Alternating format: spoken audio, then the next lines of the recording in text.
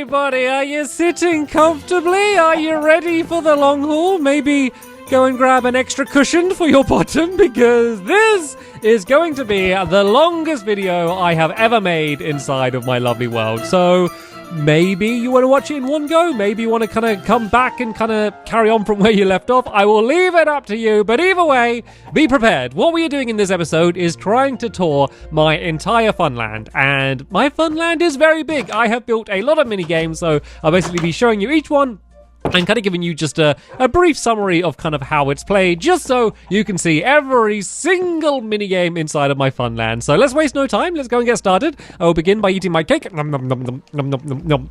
Very tasty. Barnaby, you can set up and you can join me, and you can continue to join me for the entire episode as we go and explore all of these different mini games. But before we do go and head over to the funland, I of course need to go down to my love garden first to let you all know who it is that we're adding to it. And the person I'm adding to my funland today is Harry. And the reason I'm adding Harry is because he made not only a Stampy Cat flag, which you can see him happily waving here, but he also made a Stampy Cat t-shirt, which he painted. And the amount of detail that he was able to do by painting on his t-shirt, which must be a really difficult thing to paint on, is absolutely incredible. So thank you so much for making those, Harry, and welcome to my love garden. Right then, let's stop off at the doghouse just to say hello to the dogs and to grab some pork chops for Barnaby, and then we can go and actually ride the tree train in order to get to the funland. I think let's go old school. Anyway, hello doggies, excuse me, sorry, Barnaby is once again joining me for this occasion. Also, I have my special party hat on again.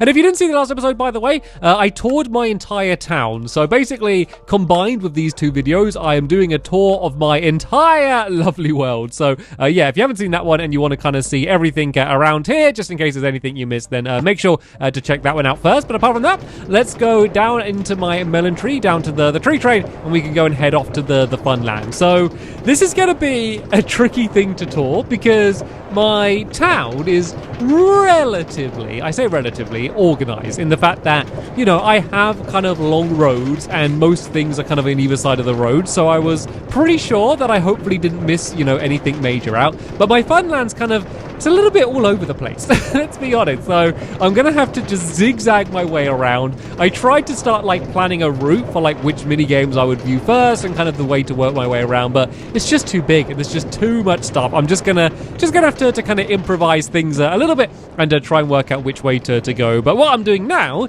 is giving you an absolutely fantastic demonstration of why I pretty much never ever use my tree train anymore. It's just really slow and really laggy, and I have teleporters, and to be honest, just running to the funland would be a quick way to get here. But in the past, this is the way that I arrived at the funland. So I think that seeing as this is an episode that's all about looking back at previous episodes, it's only the right way for me to go and head over here. So let's get rid of this minecart before Barnaby jumps inside of it and gets stuck like he did in the last episode. And yeah, let's go up to the surface then. So here we go. There's the Stampy's Funland sign. This is the less dramatic side of it. I should put something on that side of the sign. Why don't I write Stampy's Funland again?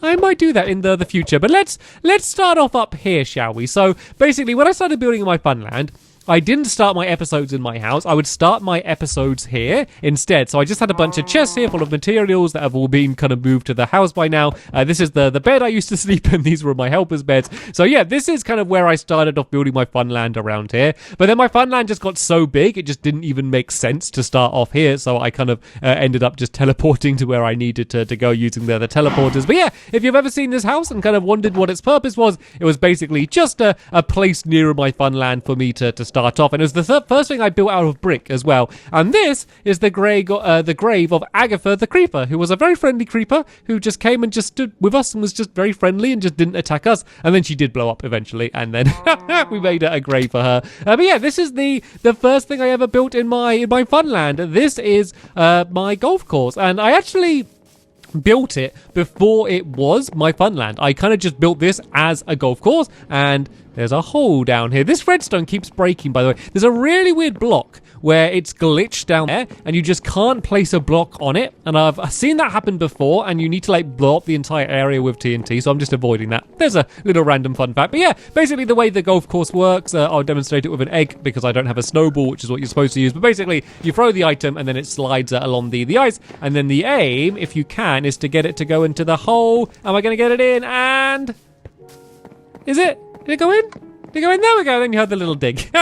So yeah, that's the way that the golf works. Gregory Jr. lives down here on the golf course. Pretty simple thing. The final hole is kind of throwing it inside of my mouth to get it into the hole there, which is, I think, quite a fun one. So yeah, I think it holds up pretty well overall, considering how old it is and considering it wasn't even part of the funland. And then I'm not sure of the exact order, but these are kind of some of the first things I built. So we have a dunking booth here where you're kind of whizzing back and forth in the minecart and trying to shoot arrows at the target. If you do, then it dunks the person